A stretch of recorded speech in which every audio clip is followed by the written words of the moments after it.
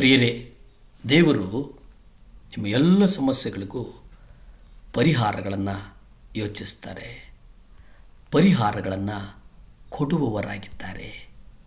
ಅದು ಯಾವಾಗಂತಂದರೆ ನಾವು ಸೇಡು ತೀರಿಸುವ ಮನೋಭಾವವನ್ನು ಬಿಟ್ಟಾಗ. ಹಳೆಯ ಒಡಂಬಡಿಕೆಯಲ್ಲಿ ನೀವು ನೋಡಿ, ಕಣ್ಣಿಗೆ ಪ್ರತಿಯಾಗಿ ಕಣ್ಣನ್ನು, ಹಲ್ಲಿಗೆ ಪ್ರತಿಯಾಗಿ ಹಲ್ಲನ್ನು ತೆಗೆಸಬೇಕು ಎಂಬುದಾಗಿ ಧರ್ಮಶಾಸ್ತ್ರದಲ್ಲಿದೆ.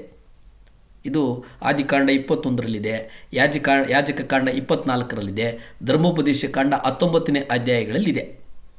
ಈ ಕೆಲವು ವಚನಗಳಲ್ಲಿ ಇದೆ.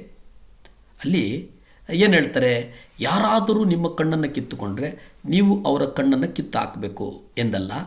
ಅವರು ಇಲ್ಲಿ ತೋರಿಸಿಕೊಟ್ಟದ್ದೇನೆಂದರೆ, ಅವರು ನಿಮ್ಮ ಒಂದು ಕಣ್ಣನ್ನು ಕಿತ್ತುಕೊಂಡಾಗ ನೀವು ಅವರ 2 ಕಣ್ಣುಗಳನ್ನು ಕಿತ್ತುಕೊಳ್ಳಬೇಡಿ.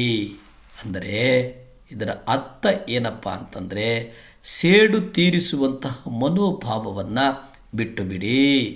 ಕಣ್ಣಿಗೆ ಕಣ್ಣು, ಹಲ್ಲಿಗೆ ಹಲ್ಲು ಎಂಬುದರ ಮೂಲಕ ಶಿಕ್ಷೆ ಅಲ್ಲವೇ ಅಲ್ಲ. ಕೆಡುಕನನ್ನು ಎದುರಿಸಬೇಡ. ಒಬ್ಬನು ನಿನ್ನ ಬಲಗೈಯ ಮೇಲೆ ಹೊಡೆದರೆ ಅವನಿಗೆ ಮತ್ತೊಂದು ಕೆನ್ನೆಯನ್ನು ಒಡ್ಡು.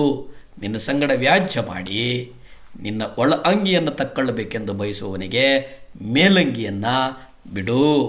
ಒಬ್ಬನು ಒಂದು ಮೈಲು ದೂರ ಬಾ ಎಂದು ನಿನ್ನನ್ನು ಬಿಟ್ಟು ಹಿಡಿದರೆ ಅವನ ಸಂಗಡ 2 ಮೈಲಿ ಹೋಗು ಅನ್ನುವಂಥದ್ದನ್ನು ಮತ್ತಾಯ ಪತ್ರಿಕೆ 5ನೇ ಅಧ್ಯಾಯ 39ರಿಂದ 41 ವಾಕ್ಯಗಳನ್ನು ನಾವು ನೋಡ್ತೇವೆ. ಇಲ್ಲಿ ಸ್ಪಷ್ಟವಾಗಿ ಹೇಳೋದೇನೆಂದರೆ, ಆದರೆ ನಾನು ನಿಮಗೆ ಹೇಳುವುದೇನೆಂದರೆ, ನೀವು ಕೆಟ್ಟದ್ದನ್ನು ಎದುರಿಸಬೇಡ್ರಿ. ಯಾವನಾದರೂ ನಿನ್ನ ಬಲಗೆನ್ನಿಗೆ ಹೊಡೆದರೆ ಮತ್ತೊಬ್ಬನನ್ನು ಸಹ ಅವನಿಗೆ ತಿರುಗಿಸಿ.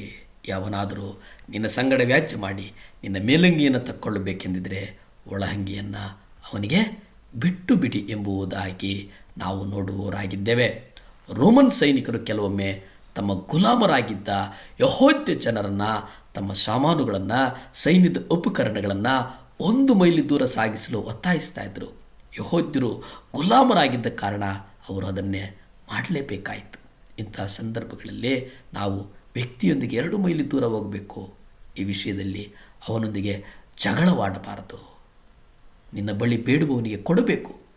ನಿನ್ನಿಂದ ಸಾಲ ಪಡೆಯಲು ಬಯಸುವವನಿಂದ ದೂರ ಸರಿಯಬಾರದು ಎಂದು ಯೇಸು ನಮಗೆ ಹೇಳ್ತಾರೆ.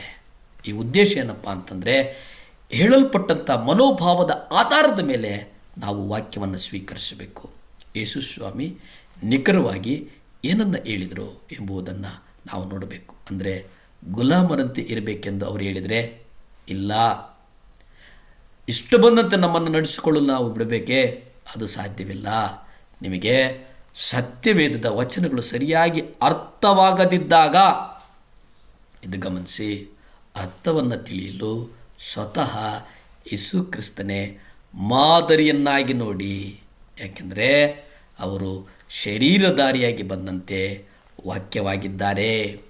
ಹಳೆಯ ಒಡಂಬಡಿಕೆಯಲ್ಲಿ ಧರ್ಮಶಾಸ್ತ್ರದ ಪ್ರತಿಯೊಂದು ಅಕ್ಷರ ಮತ್ತು ಸಣ್ಣ ಸಣ್ಣ ವಿಷಯಗಳನ್ನು ವಿವರಿಸಲು ಅಲ್ಲಿ ಶಾಸ್ತ್ರಿಗಳಿದ್ದರು.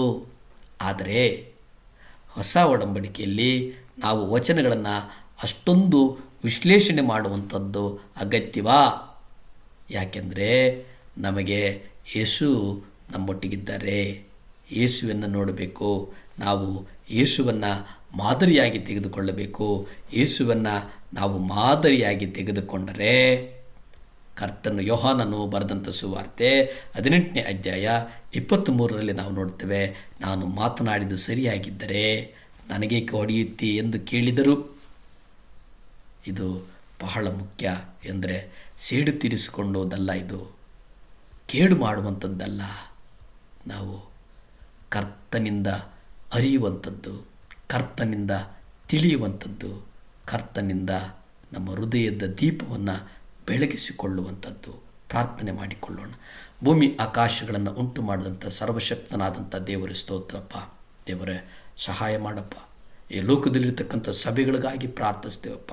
ಕೆಲವು ಅಪ್ಪ ಯೇಸುವೆ, ವಿಶೇಷವಾಗಿ ಕೆಲವರು ದೇವರೇ ಅಪ್ಪ, ಪರಿಶುದ್ಧಾತ್ಮ ದೇವರೇ, ವಿಶೇಷವಾಗಿ ಸ್ವಾಮಿ ಸಭೆಗಳಿಗೆ ತೊಂದರೆ ಕೊಡ್ತಾ ಇರತಕ್ಕಂಥ ಮಕ್ಕಳ ಹೃದಯಗಳನ್ನು ಪರಿವರ್ತನೆ ಮಾಡಪ್ಪ. ನಿಮ್ಮ ರಕ್ತ ಚೆಲ್ಲಲ್ಪಡಲಿ ಸ್ವಾಮಿ.